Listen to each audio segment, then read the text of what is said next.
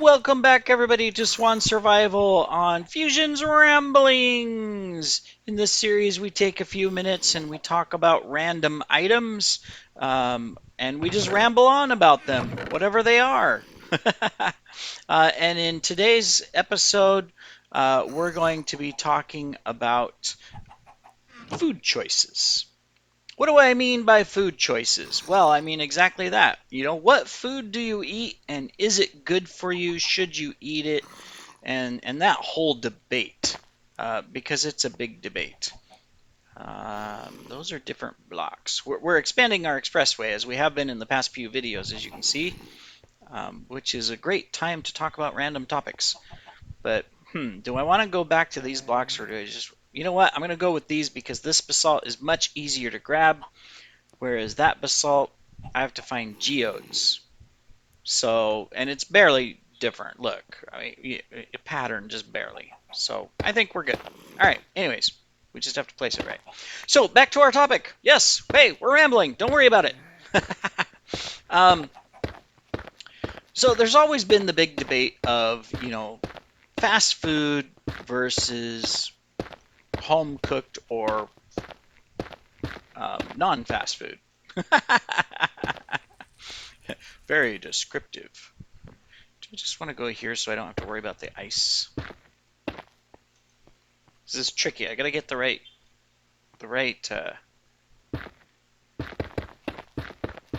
there. Well, no. Okay. Well, anyways, okay. Let's not worry about that. I'm concentrating too much on placing blocks instead of talking about our topic today. So when making food choices, what is better for you? Is it better, is fast food dangerous? Is it bad for you? Things like that. Should you always cook at home? How should you manage that to make sure that you stay healthy from a food options a food options standpoint? And I'm going to say that you can eat whatever you want. The key is it balanced, right? Obviously, if you only eat French fries and burgers and soda all the time, at some point there's going to be some consequences. Maybe you develop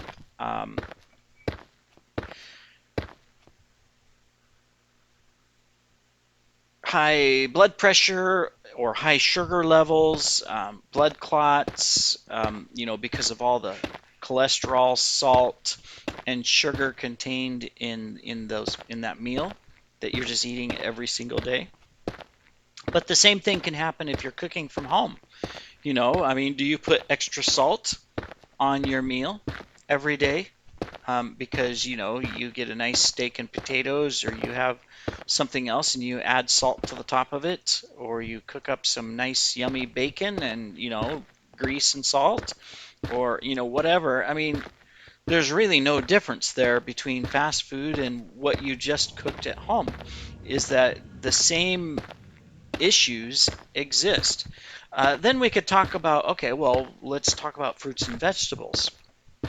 If you don't eat fruits and vegetables in proper amounts, you're going to be unhealthy. But then the question is, okay, well, let's go back in time. A lot of the fruits we have today and a lot of the vegetables we have today didn't exist for most of the world's population, in the past. And so does that make a difference, really? If I don't eat a piece of fruit every single day, am I going to be unhealthy? No, the entire world didn't eat a piece of fruit every day for thousands and thousands and thousands of years, and we didn't go extinct, right? And some people never ate fruit because it just didn't exist where they, were geographically. So that's not an issue. Now, there is, of course, the question of, if you are missing out on certain vitamins in your diet, it can have a negative health impact. And of course, fruits can help provide a lot of those vitamins. On the other side of it, the amount of sugar in an apple, an orange, a pear, a grape, um, is equivalent to just drinking a bottle of soda. You know, while it's natural sugar, it's still sugar. It has the same effect on your body. There's no difference. Um, then there's the question of, okay, well, meat is the problem. You need to be a vegan. You got to stop eating meat because meat is unhealthy. Um, and okay, but half the world's animals eat meat too. They're not all unhealthy. So why would meat be a necessarily unhealthy option, right? Um, can you survive without meat? Yes, your diet is extremely limited in today's world because almost everything is manufactured with some form of protein or meat derivative that a vegan, you know, won't want to have. And so you got to make sure that you um, supplement that with either beans or nuts or whatnot so that you can get your protein values and other minerals that you need to ensure you stay healthy. So I can't say that stopping eating meat is a solution, to proper food or whatever you want to call it either, and it's a lot harder. Now, speaking of that, the world has changed over time. I mean, and there are still plenty of countries and cultures around the world where meat is a side dish, not a primary dish, which is kind of interesting. And I experienced this myself when I moved to Asia. Coming from the US, and especially coming from I won't say we were a farm family, but I mean, we had horses. At one point, we had cows, and we had chickens. And, in the past, I know that there were pigs.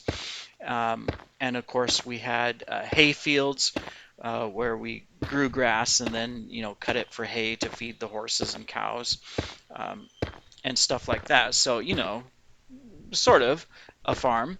But the most important meal or the biggest meal of the day commonly was breakfast, where there would be steak and eggs and bacon and potatoes and gravy and fish fillet and you name it. I'm speaking about my grandpa's meals from grandma and grandpa. Really good. But, my father does the same thing overall.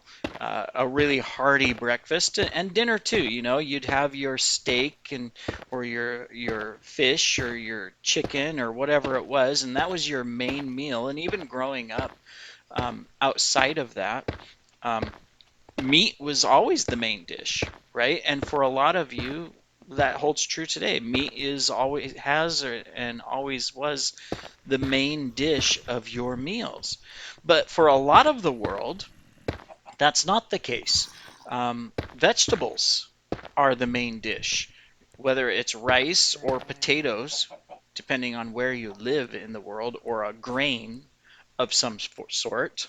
Like if you're in India, for example, then a big portion of what they eat is grain based. Um,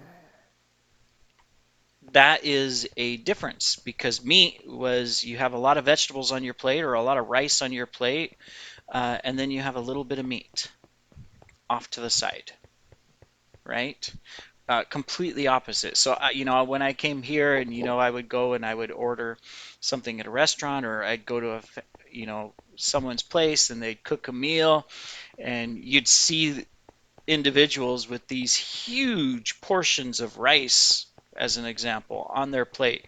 They'd have an entire plate just filled with rice, and then on a little bowl on the side that would have a couple vegetables and a little bit of meat. Usually chicken or pork because that was the cheap option. Fish would be the other alternative. Um, and that was quite an adjustment and quite a surprise uh, to get used to because it was like, what? How can you do that? I mean, don't you need more than that?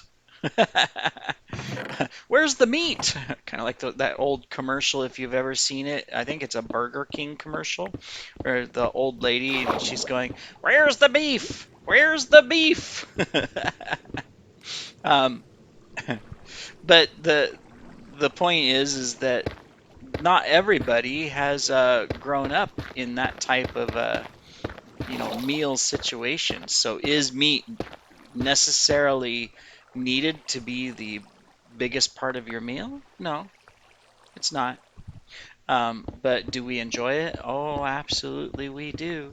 And so if we can get a nice big steak or a big healthy portion of fish or chicken or turkey or whatever, yeah, bring it on. I want that. But going back to our original question, well, I guess it wasn't a question, but our topic of, you know, does it make a difference in the foods you eat as far as, if you're going to remain healthy or not?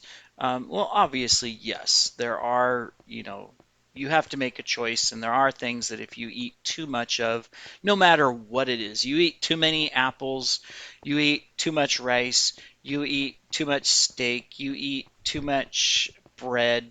It doesn't matter what it is, at some point there's an effect, a negative effect because of that.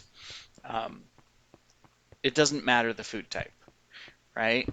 But from a perspective of do any of those necessarily uh, cause you harm long term? If you're just eating, a couple fast food meals, during the week, and then you eat a couple times at home, and then a couple times a week you go out to a restaurant and you eat, and maybe even at home you're throwing in the microwave meal, the pot pie or the dinner, the microwave dinner, Salisbury steak, or you get the noodle package or cup of noodles and you heat it up. Um, is any of that bad for you? And should you stop, eating it? I'll say no, unless there's a medical condition that you have that would warrant you not to eat a certain type of food, like you're allergic to it, obviously, or something else because maybe you have really high cholesterol and you need to cut down on your cholesterol to help your arteries. Then okay, you need to make some choices there. But otherwise, it's not going to be a negative thing if you have those foods. I mean, even a McDonald's meal has value, nutritional value. And in some cases, that nutritional value is higher than other food choices that might be available. I mean, quite honestly, if you had a plate of a bunch of rice, and then on top of that, you had one chicken leg, and you have some gravy. And that's a common thing here in where I'm at, um, versus a McDonald's meal with French fries, a hamburger that has onions, tomato, and lettuce. Will go beyond a standard burger, and cheese. And then you have a drink, and let's just take soda out of the picture and say you get iced tea. Okay, we'll just stay away from that whole debate. Which meal is better for you? Well, from a nutritional value, um, the McDonald's meal probably has more nutrition than the other meal. From a health value, it probably depends on you as an individual, but the rice meal with the chicken leg and gravy probably has less cholesterol or oils or grease or whatever you want to call it than the McDonald's meal. So there's advantages to both and disadvantages to both. So does it make a difference? Should you never eat fast food? No. Fast food is not designed to poison you. It is designed to be partially nutritious from whatever degree that the restaurant determines they need to make sure that it adheres to. and it's food. It's no different than cooking a burger at home. It really isn't.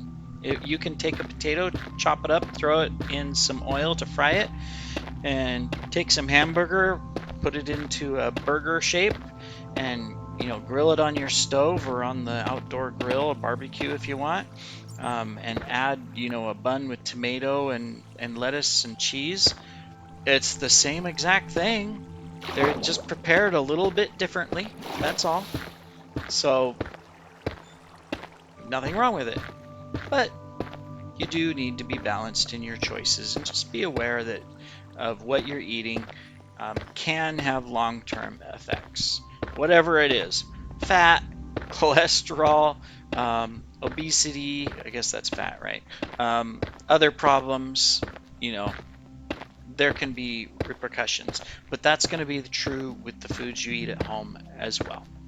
Anyways, we are out of time for today's video on Fusion's Ramblings. So I want to thank you for joining today, and we shall see you in the next video.